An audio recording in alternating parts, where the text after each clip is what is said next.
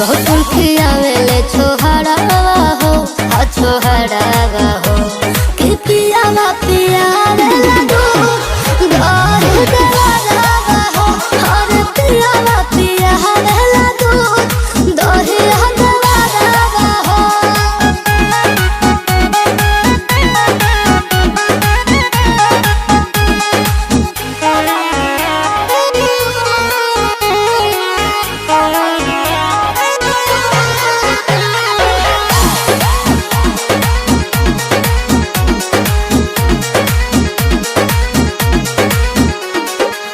ससुर में सास बनी रहेलिया माँ सब कर बेचारी है रखे है रामा।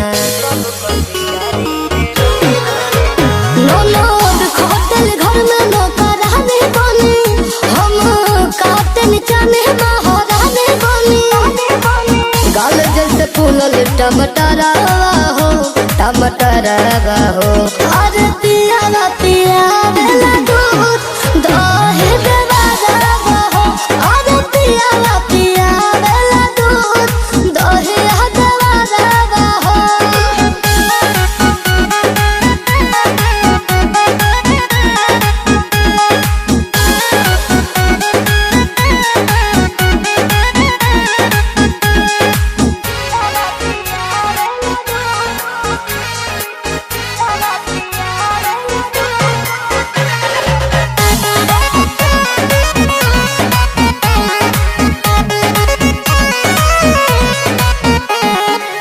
केहू न डांटे कही छोट के बोलावे शिल्पी हो ससुरा ऐसन सभे पावे।